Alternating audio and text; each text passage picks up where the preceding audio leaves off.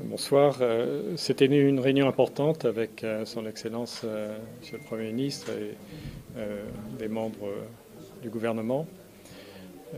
D'abord, c'était l'occasion de rendre hommage à toutes les victimes des violences de ces derniers jours, les victimes congolaises, les victimes aussi parmi nos collègues de la MONUSCO, et d'examiner ensemble les moyens de faire en sorte que bien sûr, cela ne se reproduise pas, de faire toute la lumière aussi sur les événements qui se sont déroulés, qui sont tragiques, qui ont été organisés, planifiés, comme en témoigne la présence importante d'armes parmi ceux qui ont commis les attaques.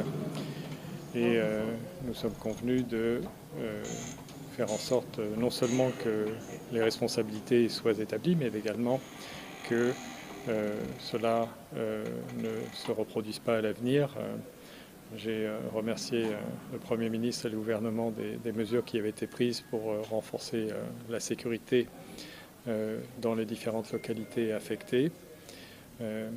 Et nous avons, d'une manière générale, évoqué la nécessité de renforcer la coopération entre le gouvernement et la MONUSCO à tous les niveaux, la coordination, qu'il s'agisse du soutien aux efforts diplomatiques en cours, qui sont absolument indispensables. Je pense au processus de Nairobi et de Luanda, puisque nous avons une situation qui a une dimension de crise et de tension régionale qui se superpose à des tensions locales, à un contexte national particulier. Donc nous sommes convenus de renforcer notre coordination sur cette dimension, sur la dimension sécuritaire, également sur la communication, parce qu'il est important que nous parlions d'une même voix et que nous travaillions ensemble à lutter contre la désinformation, les manipulations, les appels à la haine, les incitations à la violence,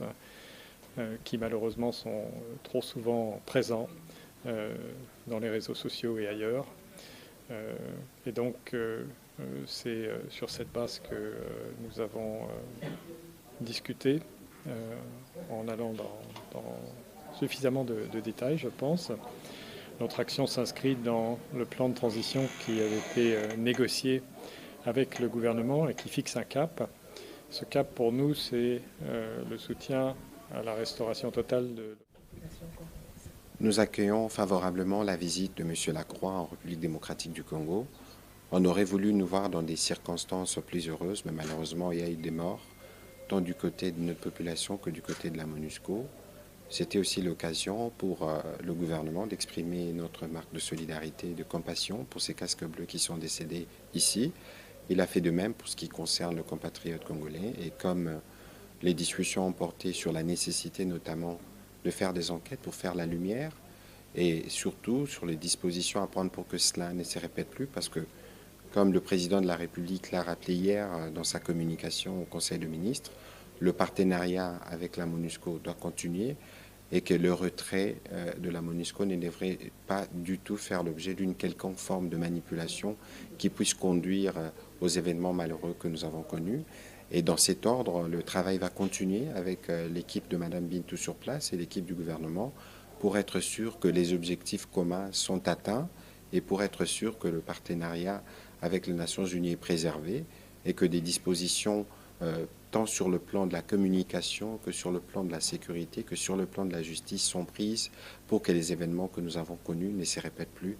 C'est aussi l'occasion de réitérer l'appel que le président de la République avait lancé hier à l'apaisement et au calme, au-delà du fait qu'il y a des urgences sécuritaires, mais c'est des questions qui sont à la table, notamment, comme M. Lacroix l'a dit tout à l'heure, à Luanda ou à Nairobi. Il y a un processus qui permettra, nous sommes sûrs, d'aboutir à la paix et il n'est pas du tout admissible que la violence soit la réponse à l'impatience que nos compatriotes vivent, que nous vivons nous-mêmes pour le retour de la paix. Voilà en substance ce qui a été dit au cours de cette réunion.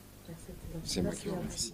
Dans les régions affectées de l'Est du Congo où la MONUSCO est présente, de manière à faire en sorte que l'objectif soit atteint, que l'autorité de l'État soit pleinement assurée, que la MONUSCO puisse se retirer dès que possible et dès que ces conditions, ou ces critères plutôt, ont été rencontrés, qui sont des critères non seulement fondamentaux au regard de la nécessité d'assurer l'autorité pleine et entière de l'État sur tout le territoire de la République démocratique du Congo. Ce sont aussi des critères qui ont été déterminés par nos États membres, par le Conseil de sécurité, qui suivent avec beaucoup d'attention les événements ici, qui suivent avec beaucoup d'attention la manière dont nous répondons ensemble à ces événements et la manière dont, dans l'avenir, nous continuerons à travailler ensemble avec les autorités, à nous coordonner pleinement, de manière à ce que nous puissions faire des progrès et éviter, comme je le disais, que des événements tragiques qui se sont produits récemment se reproduisent. Voilà en quelques mots le contenu des conversations, et je remercie à nouveau le Premier ministre. Je remercie les membres du gouvernement qui sont présents à nos côtés, et bien entendu aussi nos collègues de la MONUSCO. Merci.